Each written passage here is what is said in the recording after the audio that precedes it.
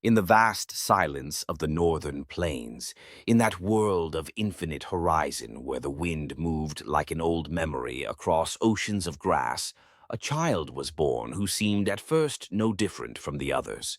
The boy who would one day be known as Crazy Horse entered this world around 1840, at a time when the Lakota still lived according to the rhythm of the buffalo and the constellations, when the old ways were not yet legends, but living truths murmured from lodge to lodge and fire to fire. His birth name was Cha-O-Ha, meaning among the trees, though some remembered him as Curly, for the way his hair formed untamed spirals around his face. He was small, quiet, and observant, the kind of child who did not require instruction to sense the pulse of the land or the shifting mood of the adults around him. Even then, before any sign of destiny had revealed itself, there was something in his steady gaze that suggested the earth itself had paused to watch him grow. Long before he encountered any visions, he had already learned to listen with the full weight of his attention. Elders would later say that he possessed the gift of seeing to the bottom of things, the kind of seeing that rises not from the eyes but from the spirit. The boy's earliest memories were shaped by movement, the drifting of the camp across the plains, the migrations of bison herds, the slow, solemn turning of the seasons. Every sound had meaning. Every shadow carried a story. His mother's voice was the first music he knew, and through it he learned the Lakota belief that a person's life was woven from both the visible and the unseen. When he walked among the trees, he did so as though they recognized him, their branches bending softly in the wind as if marking his passage. He watched the warriors of his band with an intensity that unsettled even the seasoned hunters, because the child did not look with admiration alone. It was as if he was studying them for some future moment he could not yet name. Nothing escaped him, not the way a warrior inspected his bow after a long ride, nor the subtle rejection of fear that played across a man's face before entering battle. The boy absorbed everything, and it was in these early years that a quiet heaviness began to encircle him, a sense that he was being prepared for something that hovered just beyond the edge of mortal understanding. Yet no one, not even his father, could have predicted the gravity of the vision that would soon seize him and shape the rest of his life. Before the vision, there was only restlessness. The boy grew troubled in a way that no one could fully interpret. At times he wandered from camp without explanation, moving through wooded gullies and grassy ridges as though propelled by forces unseen. He often sat by himself at the edge of streams, staring at the slow drifting water until it seemed the current carried his thoughts toward some distant fate. Those who watched him sensed the brewing of a spiritual summons, a calling that accumulated like storm clouds gathering at the horizon. Still they waited. The Lakota believed that vision comes when the spirit is ready, not when the body is willing. And then, one day, the hunger for understanding took hold of him so fiercely that he left camp before dawn and walked alone into the hills. He was too young for what he attempted, but something inside him urged him onward. He climbed until his legs trembled, until the wind stung his face with dust, until the world of his tribe lay far behind him. When he reached the highest ridge he could find, he lay upon the ground, closed his eyes, and offered himself to whatever spirits might be listening. For hours, perhaps days, time often dissolves in stories of visions. He ate nothing, drank nothing, and waited for the door between the worlds to open. And it did. The land around him faded into a kind of trembling light, as though the earth had begun to breathe. In that shifting haze, a figure emerged, a rider moving slowly across an endless plain, dressed not in the proud regalia of a warrior, but in the simplest garments, entirely without decoration. No feathers adorned his hair, no paint streaked his face, no jewelry encircled his neck or arms. He rode with a calm that defied the violence of the scene around him. Arrows flew, bullets cut the air in sharp, tearing bursts, and the dust rose like a living creature disturbed by the thunder of hooves. Yet nothing touched him. The rider moved through the chaos as though protected by an unseen force, as though the storm itself parted out of respect for his humility. The boy watched, transfixed, as the rider's horse stepped lightly beneath him, its mane rippling like water.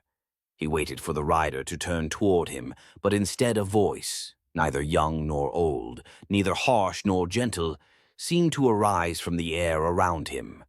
"Be as this man," the voice said. "Take no decoration for yourself. Do not permit your spirit to swell with pride. Walk the earth lightly and without greed, and no harm shall come to you." The words trembled through him, sinking into the marrow of his bones. The rider faded.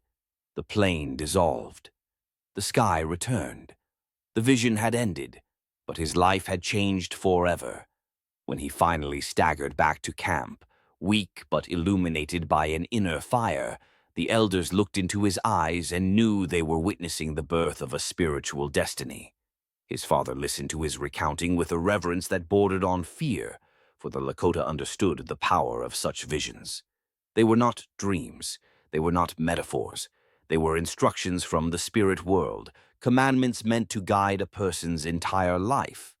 And Crazy Horse obeyed.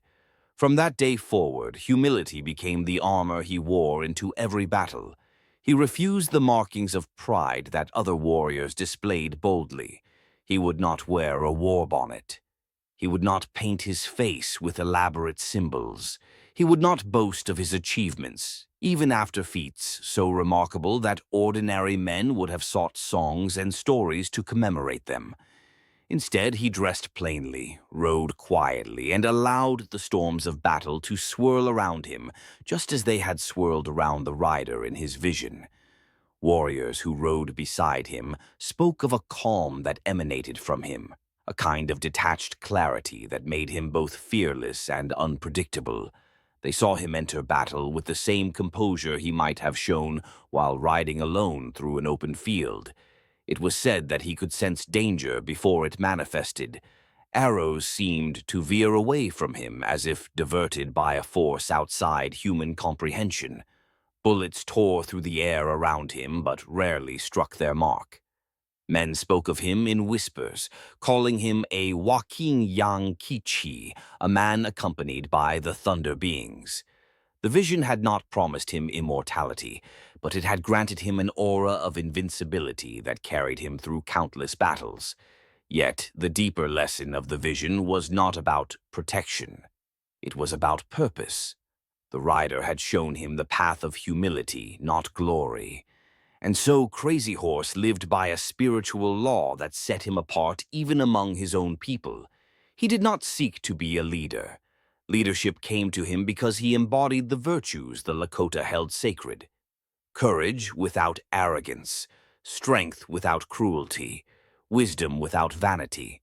In the years that followed, every decision he made, every action he took, could be traced back to that moment on the ridge. When he led small war parties, he did so with a silence that made him almost spectral. When he guided his people during the great conflicts that swept across the plains, he did so without raising his voice or demanding recognition. His power lay not in command, but in example. Even in moments of triumph, he remained the humble figure foretold in the vision. And yet, as the pressure of external forces increased, troops pushing deeper into Lakota lands, policies tightening like a noose around the plains' tribes, treaties broken with the steady regularity of a drumbeat, Crazy Horse found himself confronting a world in which the spiritual truths of the vision collided with the harsh realities of history. The rider in the storm had moved untouched through violence, but no vision could shield the Lakota from the relentless advance of the United States military. Still, Crazy Horse held to the spiritual path that defined him. During the Battle of the Little Bighorn, he rode into the fray with the same simplicity and humility as always. Those who survived the battle said he moved like a spirit more than a man, weaving through the chaos with the ease of someone guided by forces beyond the physical world. Witnesses claimed that soldiers fell before him as though struck by an unseen wind. Lakota warriors later described a moment when Crazy Horse, riding bare-chested and unadorned, charged directly into a line of soldiers whose rifles flashed like lightning in a storm. Dust and smoke enveloped the field, but through it all, his figure emerged untouched, the embodiment of the vision that had claimed him decades earlier. Yet visions, no matter how powerful, do not guarantee the outcome of a man's life. As the years wore on, the spiritual guidance that had once granted him clarity now served as a reminder of his responsibility to protect his people. When hunger spread through the camps and the buffalo herds dwindled, Crazy Horse chose the path of sacrifice. He surrendered not out of fear or defeat, but out of a belief that the well-being of his people mattered more than his own pride. The humble rider in the vision had not clung to identity or adornment. Neither would he. Even his final moments echoed the vow he had made as a boy. When he was arrested under false pretenses and brought to Fort Robinson, the tension crackled in the air like the charge before a storm. In the chaotic scuffle that followed, he was stabbed, and as he fell, the world seemed to bend around him, just as it had in the moment of his vision. Witnesses recalled that he made no dramatic declarations, no cries for justice. He simply asked to be allowed to die outside under the open sky, beneath the gaze of the Great Spirit. That request, like much of his life, went unheeded. But even in death, the teachings of the vision clung to him.